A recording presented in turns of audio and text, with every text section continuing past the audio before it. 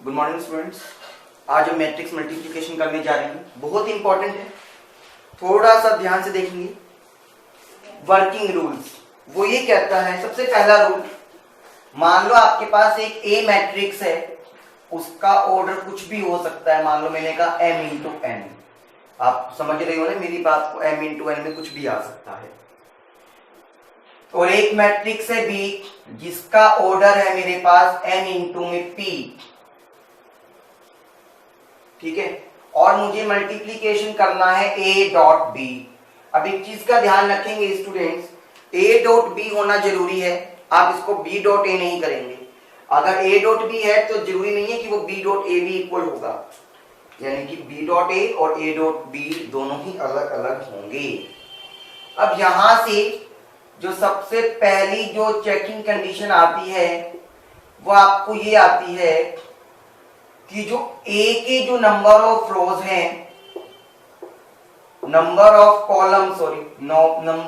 Columns of matrix A should be equals to number of rows of matrix B।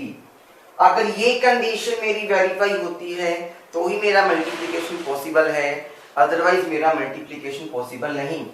अब आप देख सकते हैं यहाँ पे n था और यहाँ पे भी n, ये कॉलम थे और ये रोज थी, दोनों आपस में इक्वल हैं तो ही मेरा मल्टीप्लिकेशन पॉसिबल है। फिर अगर पॉसिबल हुआ तो जो रिजल्टेंट मैट्रिक्स आएगा, यानी कि जो एक नया मैट्रिक्स बनेगा मल्टीप्लाई करने के बाद, उसका ऑर्डर क्या आएगा? उसका ऑर्डर आता है जो बचे हुए होते हैं। अब आपको पता है ए वाले मैट्रिक्स का तो नंबर ऑफ रोज बच गया, तो नंबर ऑफ रोज तो आएंगी n के इक्वल। बी मैट्रिक्स का नंबर ऑफ कॉलम बच गया तो नंबर ऑफ कॉलम्स आएंगे बी मैट्रिक्स के अकॉर्डिंगली। ये चीज क्लियर है? ये था ऑर्डर की कंडीशन। ऑर्डर समझ आ गया तो आपके पास मल्टीप्लिकेशन बहुत आसानी से हो जाएगी। Clear students? ये हमने कुछ बेसिक रूल को देखा। अब हम करते हैं मल्टीप्लिकेशन का एक एग्जांपल ताकि हमको और अच्छे से क्लियर हो। मान लो मैंने एक एग्जांपल लिया स्टूडेंट्स, एक ए मैट्रिक्स है मेरे पास 1 2 3 एंड 4। पहले मैं स्टार्टिंग में एक छोटा सा मैट्रिक्स लूंगा, ठीक है। अब एक बी मैट्रिक्स लिया मैंने जिसका नाम है मेरे पास 2 और 1, समझ रहे हो? सबसे पहले कंडीशन तो वही, आपको क्या करना है, मैट्रिक्स के ऑर्डर को चेक करना है। ये क्या है, 2 क्रॉस 2, यहाँ पे क्या नंबर ऑफ रो 2 है और नंबर ऑफ कॉलम्स 1 है। अब जैसा कि मुझे ये पता चल गया यहां से नंबर ऑफ कॉलम्स और नंबर ऑफ रोज मेरे पास क्या है, इक्वल, तो मेरा मैट्रिक्स का मल्टीप्लिकेशन पॉसिबल है। अगर मुझे ए बी निकालना है तो मैं ए बी निकालूंगा। अब मुझे ये पता करना है कि नंबर ऑफ रोज और नंबर ऑफ कॉलम्स के अकॉर्डिंगली ऑर्डर क्या बनेगा। यहाँ पे 2 था तो नंबर ऑफ रोज 2 आएंगे, यहाँ 1 था तो नंबर ऑफ कॉलम्स मेरे पास 1 आएंगे। ये तो हमने क्या देखा, स्ट्रक्चर देखा। अब मेरी बात को सुनना, मैं इसको थोड़ा सा और बड़ा लिख देता हूं ताकि हमको और अच्छे से क्लियर हो जाए। नंबर ऑफ रोज 2 आएंगी, नंबर ऑफ कॉलम मेरे पास 1 आएगा। अब स्टूडेंट्स देखो ट्रैवर्सिंग कैसे करते हैं। ट्रैवर्सिंग देखना, जो मैट्रिक्स पहले है हमेशा उसकी तो रो उठाएंगे। मैं दोबारा से बोल रहा हूं, जो मैट्रिक्स पहले है उसकी तो हमेशा रोज उठाएंगे, इसके अकॉर्डिंग जो पहले है। और जो मेरे पास दूसरी मैट्रिक्स है उसमें मैं कॉलम के अकॉर्डिंग आऊंगा। पहली के अकॉर्डिंगली रो जाएगी, दूसरे के अकॉर्डिंगली कॉलम जाएगा। और कब तक जाएगा, जब तक मेरे एलिमेंट्स पूरी रो के खत्म ना हो जाए, जब तक मेरी पूरी रो के एलिमेंट्स खत्म ना हो जाए। जैसे अब इस 1 को मैं 2 से मल्टीप्लाई करूंगा, 1 इंटू में 2, और ये जब तक करता रहूंगा जब तक इस वाली रो के सारे एलिमेंट्स खत्म ना हो जाएं। अब 1 की तो 2 के मल्टीप्लाई हो गया, प्लस का साइन, ये 3। अब यहाँ पे दूसरा एलिमेंट गया तो यहाँ पे भी नीचे की तरफ बढ़ूंगा, यानी कि हर एक स्टेप में एक एक एलिमेंट को ही लेके चलूंगा। ये 3 है तो इसके बाद क्या आएगा, 1, तो 3 इंटू में 1। Clear students? पहली रो मेरी खत्म हो गई। अब आता हूं दूसरी रो पे, करना वही है, 2 आएगा तो पहले 2 को 2 से मल्टीप्लाई, फिर प्लस का साइन, आगे बढ़ा 4, यहाँ पे भी आगे बढ़ा तो 1, तो 4 इंटू में 1। Clear students? तो आपके पास जो रिजल्टेंट निकल कर आएगा वो 2 + 3 कितना हो गया 5, 4 + 4 कितना हो गया 8। तो ये आपके पास क्या हो गया, मैट्रिक्स की मल्टीप्लीकेशन हो गई। स्टूडेंट्स क्लियर है? ठीक है, अब एक क्वेश्चन और देखते हैं। मल्टीप्लीकेशन में करना कुछ भी नहीं करना, हमारे को सिर्फ मल्टीप्लीकेशन इस तरह से ही है, चाहे कोई भी मैट्रिक्स आ जाए, कितनी भी बड़ी मैट्रिक्स क्यों ना आ जाए आपके पास। ठीक है, जैसे कि मैंने एक मैट्रिक्स लिया ए बी सी और डी। ठीक है, फिर मैंने एक मैट्रिक्स लिया डी माइनस बी माइनस सी और ये डी।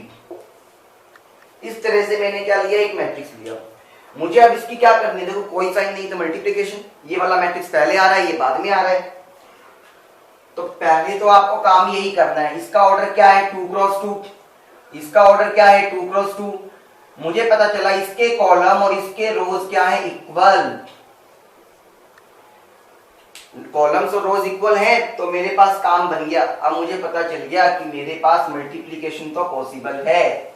उसका ऑर्डर क्या बनेगा 2 क्रॉस 2। कैसे, इसकी तो रोज और इसके कॉलम, जैसे हमेशा करा था मैंने क्या कहा था आपको स्टूडेंट्स, चलते टाइम पहले वाले की तो रॉ को देखते हैं, दूसरे वाले को कॉलम को देखते हैं। हमेशा बस इसी चीज को ध्यान रखना।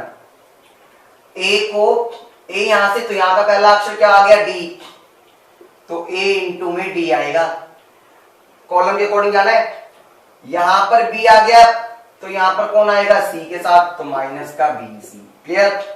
अब यहां का पहला रो भी खत्म, पहली कॉलम भी खत्म, लेकिन अभी उसका दूसरा कॉलम पड़ा है, तो पहली रो को हर एक कॉलम के साथ मल्टीप्लाई करना है। पहली रो को हर एक कॉलम के साथ मल्टीप्लाई करना है। मैं क्या कह रहा हूं, सुन रहे हो? तो ए को अब मैं माइनस के बी के साथ मल्टीप्लाई करूंगा, तो माइनस का ए बी। अब इस वाले बी को इस डी के साथ मल्टीप्लाई करूंगा, तो बी इंटू में डी। ठीक है, सिमिलरली अब वो रो भी खत्म, दोनों कॉलम्स भी खत्म। अब आता है ये वाली रो, तो सी को मेरे को डी के साथ मल्टीप्लाई करना है, फिर डी आएगा माइनस सी के साथ। अब पहला कॉलम खत्म, लेकिन दूसरा कॉलम पड़ा है, तो सी को मैंने माइनस बी के साथ मल्टीप्लाई करा। इस तरह से डी को डी के साथ मल्टीप्लाई करा मैंने। ये चीज क्लियर हो गई स्टूडेंट्स? अब आपको पता है कुछ ऐड या प्लस तो मेरे पास होगा नहीं, सिर्फ क्या हो गया, CD और DC आपस में 0 हो गया। ये AD माइनस में BC minus AB plus BD, DC में से BC गया तो 0 माइनस BC प्लस में D स्क्वायर, आपका आंसर आ गया। Clear students? पता चल गया हमको कि मल्टीप्लिकेशन कैसे कर सकते हैं। चलिए अब एक क्वेश्चन और देखते हैं। अच्छा, एक और चीज मैं बता देता हूं, कुछ प्रॉपर्टीज आगे जाने से पहले।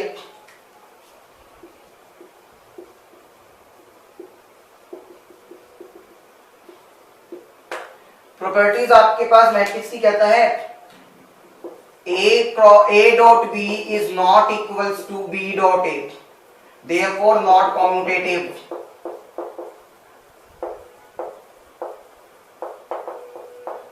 ठीक है, वो ये कहता है A, B और C आपके पास अगर है तो आप इस तरह से भी कर सकते हो, यानी कि आगे पीछे पैटर्न लगाने से कोई फर्क नहीं पड़ेगा, ब्रैकेट लगाने से। देयरफॉर एसोसिएटिव तो है लेकिन कॉम्यूटेटिव नहीं है मेरे पास। क्लियर? फिर आता है, अगर मैं कहता हूं A इंटू में B प्लस C, तो वो आपके पास इसके भी इक्वल होगा, AB प्लस में AC के, देयरफॉर डिस्ट्रीब्यूटिव। तो कुछ इस तरह की हमारे पास बेसिक कुछ प्रॉपर्टीज हैं। ठीक है, क्वेश्चन आपको इनको वेरीफाई करने के लिए भी कह सकता है स्टूडेंट। अब हमारे पास आता है नेक्स्ट क्वेश्चन। ठीक है स्टूडेंट्स, अब एक क्वेश्चन लेके चलता हूं मैं, 2, 3 और -1, 1, 2 और 1। फिर आपके पास एक मैट्रिक्स है 1, 0 एंड 1। फिर आता है -1, 2 एंड 1। ये मैट्रिक्स है आपके पास, आपको इसकी मल्टीप्लीकेशन करना है। तो काम तो वही करते हैं, पहला काम तो ऑर्डर को चेक करो।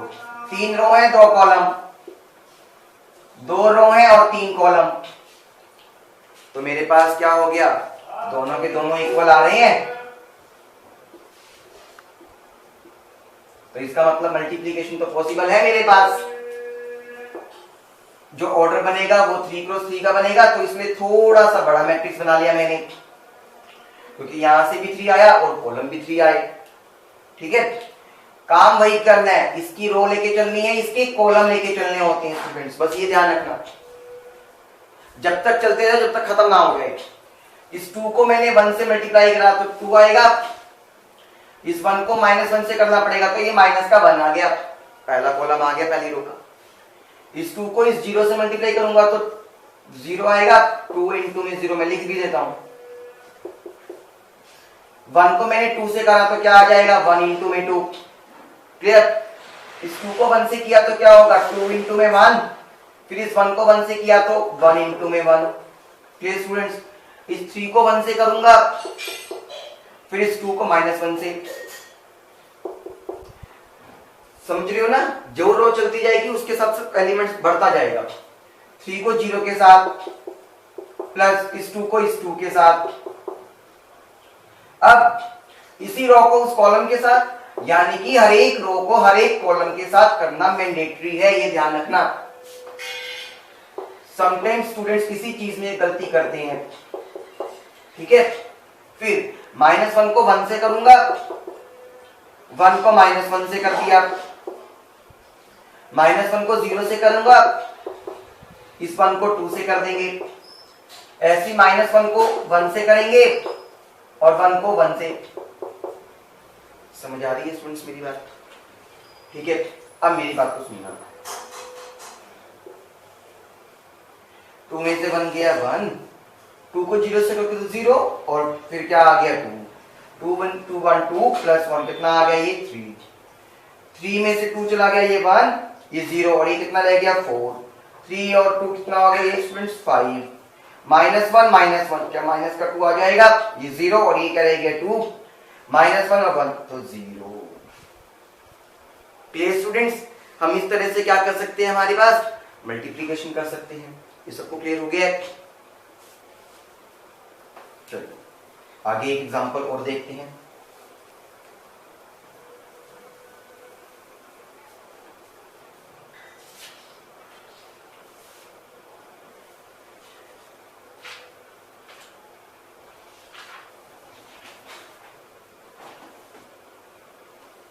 अच्छा, एक क्वेश्चन करते हैं स्टूडेंट्स, वो कहता है 5 - 7 -2 and 3, उसका मल्टीप्लीकेशन कर रखा है x y z u, x y और z और u। रिजल्टेंट मैट्रिक्स आपको दे रखा है -16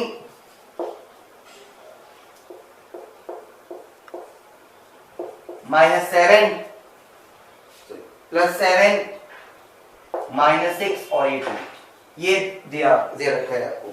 क्लियर? अब मेरी बात को सुनना स्टूडेंट्स, हमें कहता है x y z और u की वैल्यू निकालो, यानी कि हमें कंप्लीट क्या करना है, इन सब की वैल्यूज को निकालना है स्टूडेंट्स। करते हैं। देखो यहाँ पे क्या है 2x2, यहाँ पे भी 2x2, तो मुझे ये तो चीज क्लियर है कि मेरे पास ऑर्डर सेम आ गया, और यहाँ पर भी रिजल्टेंट मैट्रिक्स 2x2 का ही बनेगा, तो मुझे ये तो पक्का हो गया कि मेरा मल्टीप्लिकेशन करना पॉसिबल है। यहां पे तो मल्टीप्लाई करने की जरूरत नहीं है, वो तो पहले से दे रखा है आपको। अब इसका मल्टीप्लाई करते हैं। काम आपको हमेशा ही वो करना है, कुछ अलग नहीं। आप इधर जाएंगे रो की तरफ, इधर जाएंगे कॉलम की तरफ। करते हैं। 5 को x से करूंगा तो 5x, -7 को z से करूंगा तो माइनस का 7z। ठीक है, 5 को y से करा तो 5y, -7 को u से किया तो माइनस का 7u। Clear students? इसी तरह से सेकंड रो को, तो -2 को x से किया तो माइनस का 2x, 3 को z से किया तो प्लस का 3z, -2 को y से किया तो माइनस का 2y प्लस का 3u हो जाएगा। Clear students? मल्टीप्लिकेशन तो इसी तरह से करेंगे। अब मैंने आपको लास्ट क्लास में ये भी बताया था, कोरस्पॉन्डिंग एलिमेंट्स आपके इक्वल होते हैं। तो मुझे यहां से एक चीज क्लियर हो गई कि ये और ये मेरे पास इक्वल होंगे, यानी कि मैं ये कह सकता हूं 5x माइनस 7z माइनस 16 के इक्वल होगा, माइनस 2x प्लस 3z आपके पास 7 के इक्वल आएगा। इसी तरह से 5y माइनस 7u माइनस 6 के इक्वल होगा, माइनस का 2y प्लस का 3u मेरा 2 के इक्वल होगा। क्लियर? अब एलिमिनेशन मेथड का यूज करके मैं x, y, z और u की वैल्यू निकाल दूं। तो मेरे को पहले मुझे पता है एलिमिनेशन मेथड का यूज करने के लिए ऊपर वाले को 2 से मल्टीप्लाई, तो कितना हो गया 10x माइनस का 14z और यहाँ पे कितना आएगा माइनस का 32। नीचे वाले को मुझे 5 से मल्टीप्लाई करना होगा, माइनस का 10x प्लस का 15z और ये 35। मुझे लगता है सबको आता है एलिमिनेशन। तो 10x से 10x क्या हो गया कैंसिल, 15z में से 14z चला गया तो 1z, 35 में से 32 चला गया तो 3। तो z की वैल्यू आ गई स्टूडेंट्स। z की वैल्यू को किसी भी एक इक्वेशन में पुट कर देते हैं। माइनस 2x प्लस 3 इंटू में 3 z की वैल्यू को पुट कर रहा हूं 9 इक्वल टू 7। तो minus 2x is equal to 7 minus 9 that is minus का 2। समझ गए x की वैल्यू क्या आ गया स्टूडेंट्स 1। ठीक, इसी तरह से मुझे उसको सोल्व करना है। तो उसको सोल्व करने के लिए भी मैं क्या करूंगा, इस पूरे को तो क्या कर देंगे 2 से मल्टीप्लाई और इस पूरे को 5 से मल्टीप्लाई, ऐसे ही करेंगे ना स्टूडेंट। तो 5 2 जा 10y माइनस का 14u is equals to minus का 12, माइनस का 10y प्लस में 15u is equals to 10। Add कर देते हैं 10y और माइनस का 10y तो कैंसिल हो जाएगा। 15u में से 14u चला गया तो खाली u बच गया, माइनस का 2 आ गया तो u की वैल्यू क्या हो गई स्टूडेंट्स माइनस का 2। u आ गया, अब मैं क्या करूंगा y की वैल्यू निकाल देता हूं। माइनस 2y प्लस 3 इंटू में माइनस का 2 is equals to 2, minus 6 equals to में 2, ये उधर जाके प्लस का 6 होगा तो कितना आ गया 8। तो यहां से आपके पास पता चल गया y की वैल्यू क्या आ जाएगी माइनस का 4, क्योंकि 8 बाई माइनस 2 करेंगे तो आपके पास क्या हो जाएगा y की वैल्यू माइनस का 4 आ जाएगी स्टूडेंट्स। इस तरह से हमने क्या करा, सारी की सारी वैल्यूज निकाल दी। क्लियर हुआ स्टूडेंट्स? Thank you.